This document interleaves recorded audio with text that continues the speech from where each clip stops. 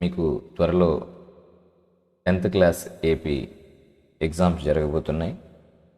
పిల్లలు చాలా టెన్షన్ పడుతున్నారు. సో దాంట్లో ఇంపార్టెంట్ లెసన్, ఫస్ట్ లెసన్ ఏదైతే ఉందో ఇది బరస్తే బాదల్. సో దీంట్లో ఇంపార్టెంట్ క్వశ్చన్స్ ఒక 5, ఆ తర్వాత ఒక సారాంశం తెలుగులో నేను ఎక్స్ప్లెయిన్ చేస్తాను ఈ పీడిఎఫ్ త్రూ. ఇది బాగా చదువుకొని మీరు పబ్లిక్ ఎగ్జామ్కి ఉపయోగించుకొని మంచి మార్కులు సాధించండి. ओके, फर्स्ट क्वेश्चन स्टार्ट చేద్దాం. श्री सुमित्रानंद पंत जी के बारे में आप क्या जानते हैं लिखिए. సుమిత్రానందన్ పంత్ గారి గురించి మీకేం తెలుసు రాయండి. बरसते बादल कविता के कवि సుమిత్రానందన్ పంత్ जी हैं. बरसते बादल కవిత యొక్క కవి పేరు సుమిత్రానందన్ పంత్ గారు. वे प्रकृति सौंदर्य చిత్రం के బేజోడ్ కవి మానే జాతే హే. ఆయన ప్రకృతి సౌందర్యాన్ని వర్ణించడంలో సాటి లేని కవిగా చెప్పబడతారు.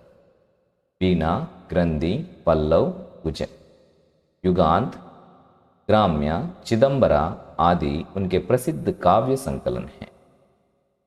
ఇవన్నీ కూడా ఆయన ప్రసిద్ధ కావ్యాలన్నమాట, ఫేమస్ కావ్యాలు. చిదంబర కావ్య की रचना के लिए इन्हें జ్ఞానపీఠ్ పురస్కార్ ప్రాప్త్ హువా.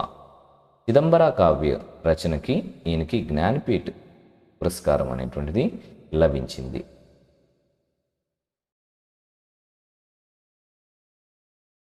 धरती की शोभा का प्रमुख कारण वर्षा है. इस पर अपने विचार बताइए. ధరతీ की शोभा అంటే ఈ నేల యొక్క సౌందర్యానికి సంబంధించినటువంటి ప్రముఖ కారణం వర్షమే. దాని గురించి మీ అభిప్రాయాన్ని తెలియజేయండి. यह प्रश्न बरसते बादल पाठ से दिया गया है. ఈ ప్రశ్న బరస్తే బాదల్ పాఠం నుంచి ఇవ్వబడింది. మీరు ఈ విధంగా ఒక పాయింట్ రాయగలిగితే ప్రతి క్వశ్చన్లో ఫస్ట్ పాయింట్ మరియు సెకండ్ పాయింట్ మీకు కలిసి వస్తుంది. ఈ రెండు మీరు కామన్గా అన్నిట్లో రాయగలుగుతారు. తద్వారా మీకు క్వశ్చన్ యొక్క ఆన్సర్ ఎక్కువ పాయింట్స్గా కనిపిస్తుంది.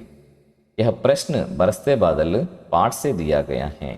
ఇది బరస్తే బాదల్ అనేటువంటి పాఠం నుంచి ఇవ్వబడింది అనేటువంటిది నువ్వు డిఫైన్ చేయగలిగితే కవి శ్రీ సుమిత్రానందన్ పంత్ జీ హే, దీనికి సంబంధించినటువంటి కవి సుమిత్రానందన్ పంత్ గారు అని మీరు రాయగలిగితే సో ప్రతి క్వశ్చన్లో ఈ విధంగా 2 పాయింట్స్ యాడ్ చేయగలిగితే यह ప్రకృతి వర్ణన్ సే సంబంధిత కవితా పాఠ్ హే. ఇది ప్రకృతికి సౌందర్యానికి సంబంధించినటువంటి కవితా పాఠం అనేటువంటిది. ఈ 3 పాయింట్స్ ఓన్లీ లెసన్ గురించి చెప్పేటువంటి 3 పాయింట్స్. ఆ తర్వాత విషయ విశ్లేషణ, ఇక్కడ పైన అడిగినటువంటి క్వశ్చన్కి ఆన్సర్ ఇవ్వడం జరుగుతుంది. ఇవి 4 పాయింట్స్ మాత్రమే మీరు రాసేటువంటి ఆ క్వశ్చన్కి సంబంధించిన ఆన్సర్. పైన 3 పాయింట్స్ ప్రతి క్వశ్చన్కి మీరు కామన్గా రాయొచ్చు. తద్వారా మీరు మార్కులు ఈజీగా సంపాదించవచ్చు. ఎక్కువగా పాయింట్స్ కనిపిస్తాయి మీకు. తర్వాత ఈ కామన్ పాయింట్స్ ప్రతి క్వశ్చన్కి రాసే పాయింట్స్ కాబట్టి స్పెల్లింగ్ మిస్టేక్స్ లేకుండా బాగా నేర్చుకుంటే మంచి మార్కులు మీరు పొందగలుగుతారు. వర్షా సే పానీ మిల్తా హే. వర్షా సే పానీ మిల్తా హే అంటే వర్షం నుంచి మనకు వాటర్ అనేటువంటిది మనం పొందుతాం. పానీ నా హోతో పేడ్ పౌధే భీ నా హోంగే. వాటర్ లేకపోతే చెట్లు ఉండడం అనేటువంటిది కొత్తగా మనకు కొత్తగా చెట్లు రావడం కానీ ప్రకృతి అనేటువంటిది ఉండడం కానీ మనం అసలు ఊహించలేము వాటర్ లేకుండా ప్రకృతిని. పృథ్వీ పర్ జీవన్ భీ నా హోగా.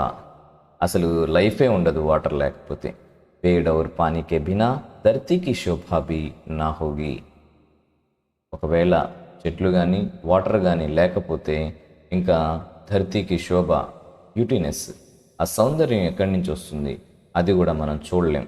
కాబట్టి ప్రకృతిని సంరక్షించుకోవాలి అనేటువంటి అర్థంతో సుమిత్రానందన్ పంత్ గారు ఈ యొక్క అభిప్రాయాన్ని బరస్తే బాదల్ లెసన్లో చెప్పడం జరిగింది. నెక్స్ట్ క్వశ్చన్, గనే బాదలోం కా వర్ణన్ అప్నే శబ్దో మే కీజియే. అంటే దట్టమైనటువంటి నల్లగా అలుముకునేటువంటి మబ్బులు ఏదైతే ఉన్నాయో వాటిని వర్ణించండి. అంటే ప్రకృతిలో నల్లటి మబ్బులు ఎప్పుడైతే ఈ శ్రావణ మాసంలో వస్తుందో ఆ టైంలో ప్రకృతి చాలా అందంగా కనిపిస్తుంది. కాబట్టి ఘనే బాదలొంక వర్ణన్, నల్లటి మేఘాలు వచ్చినప్పుడు అప్పుడుండేటువంటి ప్రకృతి సౌందర్యాన్ని వర్ణించు అని చెప్పడం జరుగుతుంది. మీరు ప్రతిదానికి అంతా బరస్తే బాధలు కదా అని ప్రతిదానికి ఒకటే పాయింట్స్ రాయొద్దు. ఘనే బాదల్ అంటే అప్పుడు ఆ సౌందర్యం గురించి, ఆ సందర్భాన్ని గురించి వివరించండి. యహ ప్రశ్న బరస్తే బాదల్ పాఠ్ సే దియా గయా హై. నేను ఇందాకే చెప్పాను, ఒక 3 పాయింట్లు కామన్గా ప్రతి క్వశ్చన్లో వస్తున్నాయనేటువంటిది మళ్ళీ ఇది రిపీట్ అయింది. కవి శ్రీ సుమిత్రానంద్ పంత్ జీ హై. యహ ప్రకృతి వర్ణన్ సే సంబంధిత కవితా పాఠ్ హై. విషయ విశ్లేషణ, ఇక్కడ నుంచి మీకు ఆన్సర్ ఇవ్వడం జరిగింది 3 పాయింట్స్లో సింపుల్గా. ఘనే బాదల్ ఆనే సే చారోं ఓర్ అంధేరా ఛా జాతా హై. అంటే నల్లటి మేఘాలు రావడం వల్ల నలువైపులా చీకటి అలుముకుంటుంది. మౌసం మే శీతలత ఆ జాతీ హై. అంటే క్లైమేట్లో చల్లదనం అనేటువంటిది నలువైపులా వ్యాపిస్తుంది. ప్రకృతి కా కణ్ కణ్ ప్రసన్న దిక్నే లగ్తా హై. ప్రకృతి యొక్క పత్తి యొక్క పార్టికల్ చాలా ప్రసన్నంతో మనకు కనిపిస్తుంది. అంటే ప్రకృతి కూడా పులకరిస్తుంది వానకి అని అర్థం అన్నమాట. వర్ష సభీ ప్రాణియోం కే లియే జీవన్ కా ఆధార్ హై కైసే. వర్షం అనేటువంటిది అన్ని ప్రాణులకి జీవనాధారం ఇందువలన. आंसर, यह प्रश्न बरसते बादल पाठ से दिया गया है. कवि श्री सुमित्रानंद पंत जी हैं. यह प्रकृति वर्णन से संबंधित पाठ है. ఇక్కడ వరకు సేమ్ పాయింట్స్. విషయ విశ్లేషణ, వర్షా సే పానీ మిల్తా హై. వర్షం నుండి మనకు వాటర్ లభిస్తుంది. బినా పానీ కే పృథ్వీ పర్ జీవన్ అసంభవ్ హై. వాటర్ లేకుండా ఈ పృథ్వీ అంటే ఈ నేల అనేటువంటిది, ఈ నేలపైన జీవించడం అనేటువంటిది అసంభవం. चाहे कोई भी प्राणी हो या पेड़ पौधे हो, बिना पानी के धरती पर कुछ भी नहीं रह पाएगा. चाहे कोई भी प्राणी అంటే ఏ జీవరాశులైనా సరే, పేడ్ పౌదే హో చెట్లు కానీ ప్రాణులు కానీ, బినా పానీ వాటర్ లేకుండా ధరతీ పర్ కుచ్ భీ నహీ రహ పాయేగా నేలపైన ఏది కూడా జీవించడం అనేటువంటిది అసంభవం, అసాధ్యం. అతః वर्षा सभी प्राणियों के लिए जीवन का आधार है. సో దట్ వర్ష అంటే వర్షం అనేటువంటిది అన్ని ప్రాణుల యొక్క జీవనాధారం అని మనం చెప్పొచ్చు. వర్ష ఋతువు కే ప్రాకృతిక సౌందర్య పర్ అప్నే విచార్ లిఖియే. వర్ష ఋతువు సంబంధించినటువంటి ప్రాకృతిక సౌందర్యం గురించి మీ యొక్క అభిప్రాయాన్ని రాయండి. यह प्रश्न बरसते बादल पाठ से दिया गया है. कवि श्री सुमित्रानंद पंत जी हैं. यह प्रकृति वर्णन से संबंधित कविता पाठ है. विषय विश्लेषण, विषय विश्लेषण, वर्ष ऋतु में प्रकृति की सुंदरता बढ़ जाती है. వర్ష ఋతువులో ప్రకృతి యొక్క సౌందర్యం చాలా ఇంకా ఆ బ్యూటీనెస్ అనేటువంటిది ఇంకా పెరుగుతుంది. ఎందుకనంటే వర్ష ఋతువులో ప్రకృతి నార్మల్గా ఉండేటువంటి ప్రకృతి కన్నా ఇంకా అందంగా ఉంటుంది అని అర్థం. వర్షాకి బూందే సబ్కా మన్మోహతి హై. వర్షపు బిందువులు అనేటువంటిది, వర్షపు చినుకులు అనేటువంటిది అందరి యొక్క మనసుని ఆకర్షిస్తుంది. ఇస్సే వాతావరణమే శీతలత ఆ జాతి హై. ఇందువల్ల వాతావరణంలో ఒక చల్లదనం అనేటువంటిది నలువైపులా వ్యాపిస్తుంది. ప్రకృతి కా కణ్ కణ్ కిల్లుడ్తా హై. ప్రకృతి యొక్క ప్రతి కణం అనేటువంటిది ఖిల్లుట్నా అంటే అంకురించడం అన్నమాట. చారోं ओर హరియాలి ఛా జాతి హై. కొత్త కొత్త మొలకలు ఉద్భవించడం, నలువైపులా పచ్చదనంతో ప్రకృతి అనేటువంటిది నిండిపోతుంది. నెక్స్ట్ క్వశ్చన్, फिर आए जीवन में सावन मन भावन ऐसा क्यों कहा गया होगा, फर्स्ट कीजिए. అంటే फिर आए जीवन में सावन मन भावन, మళ్ళీ మళ్ళీ రావాలి ఇలాంటి ప్రకృతి మనసుని ఆకర్షించేటువంటి, మన భావన అంటే మనసుని ఆకర్షించేటువంటి ఇలాంటి ప్రకృతి అని ఐసా క్యూ కహా గయా హోగా, ఎందుకు కవి ఇలా చెప్పుండొచ్చు స్పష్టంగా రాయండి. यह प्रश्न बरसते बादल पाठ से दिया गया है. कवि श्री सुमित्रानंद पंत जी हैं. यह प्रकृति वर्णन से संबंधित कविता पाठ है. ఇది ప్రకృతికి సంబంధించినటువంటి కవితా పాఠం. విషయ విశ్లేషణ, విషయ విశ్లేషణ, सावन के आने से प्रकृति का कण कण प्रसन्न हो जाता है. శ్రావణ మాసం రావడం వల్ల ప్రతి ఒక్క పార్టికల్ ఆనందంతో నిండిపోతుంది. ప్రకృతి కే సాత్ ప్రత్యేక జీవన్ గీత్ గానే లగ్తా హై. ప్రకృతితో పాటుగా ప్రతి లైఫ్ ఆనందం వ్యక్తపరచడానికి పాటలు పాడి వ్యక్తపరుస్తారు. పశు పక్షి పేడ్ పౌదే ఝూమ్ ఉడ్తే హై. పశువులు పక్షులు చెట్లు చేమలు అనేటువంటిది పులకరిస్తాయి. వర్ష కా పానీ సబ్కే జీవన్ కా ఆధార్ హై. వర్షపు వాటర్ అనేటువంటిది అందరి యొక్క జీవనాధారం. యహ్ ఫసలం కి దృష్టి సే మహత్వపూర్ణ హై. పంటలు పండడానికి వాటి యొక్క ఉద్దేశంతో చూసినప్పుడు ఆ విధంగా చూసిన ఈ వర్షం అనేటువంటిది చాలా ఇంపార్టెన్స్ ఉండేటువంటిది ఈ శ్రావణ మాసం అనేటువంటిది. ఇస్లియే కవినే ఐసా కహా హోగా. ఇందువల్ల కవి ఈ విధంగా చెప్పుండొచ్చు.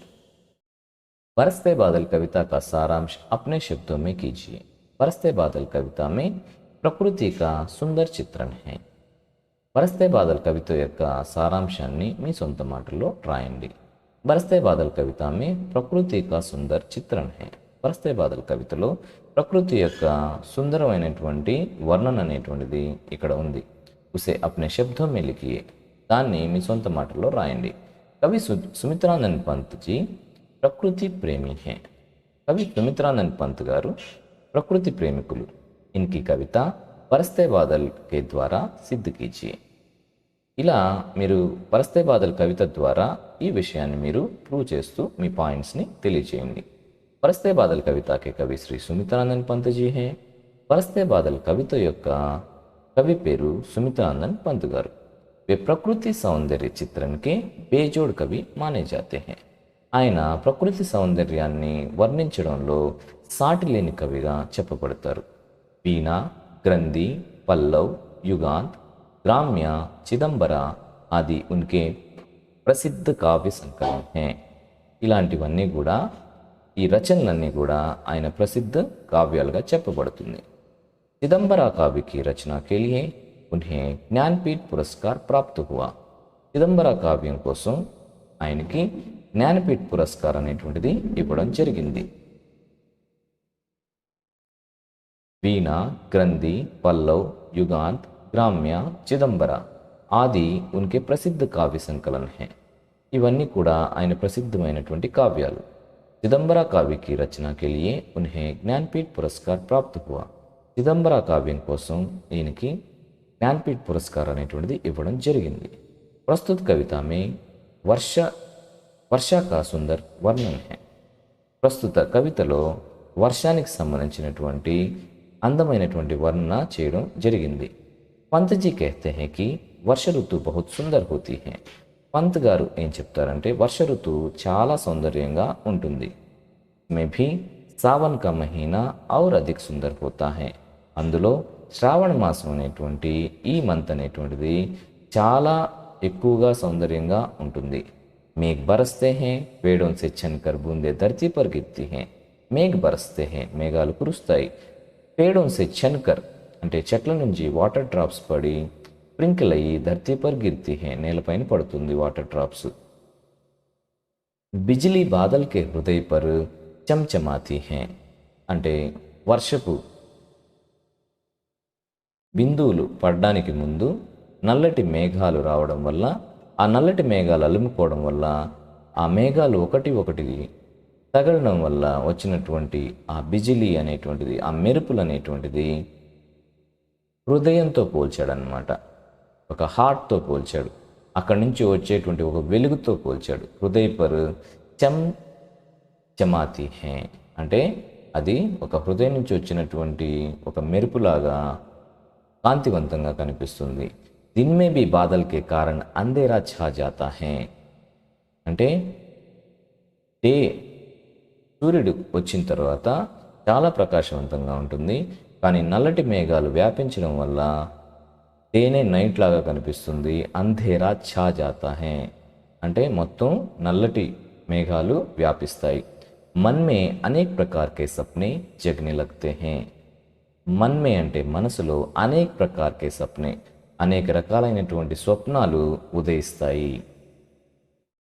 वर्षा होने पर मेंढक, जिल्ली, मोर और चातक से तरह तरह की आवाजें निकलती हैं. वर्षा होने पर అంటే వర్షం పడడం వల్ల మేండక్, జిల్లి, మేండక్ అంటే ఫ్రాగ్, జిల్లి అంటే ఇన్సెక్ట్, మోర్ అంటే పీకాక్, చేతక్ పక్షి అంటే ఒక పక్షి యొక్క పేరు. తరతరకి ఆవాజే నికల్తీ హై ఇవి డిఫరెంట్ టైప్స్ ఆఫ్ సౌండ్స్ని అవి చేస్తాయి. గుమ్మడి గుమ్మడికర్ మేఘ్ గరస్తే హే, మేఘాలు గుమ్మడి గుమ్మడని సౌండ్స్ చేస్తాయి. టపక్తే బూందే సే రోమ్ రోమ్ సిహర్ ఉడతా హే, టపక్తే బూందే అంటే పైనుంచి కిందకు పడేటువంటి వాటర్ డ్రాప్స్ అన్నమాట. రోమ్ రోమ్ సిహర్ ఉడతా హే, ప్రతి మనిషి యొక్క రోమాలు రోమాంచితులవుతారు మనుషులు, కాబట్టి దాన్ని రోమాంచితులు అవడాన్ని రోమ్ రోమ్ సిహర్ ఉట్నా అంటారు. ఆకాశ్ సే జల్ కి ధారాయే ధర్తీ పర్ గిర్తీ హే, ఆకాశం నుండి వాటర్ సంబంధించిన ధార నేలపైన ప్రవహిస్తుంది. అంటే వాటర్ డ్రాప్స్ కిందకి రావడం, తద్వారా స్ట్రీమ్స్ అనేటువంటిది ప్రవహించడం.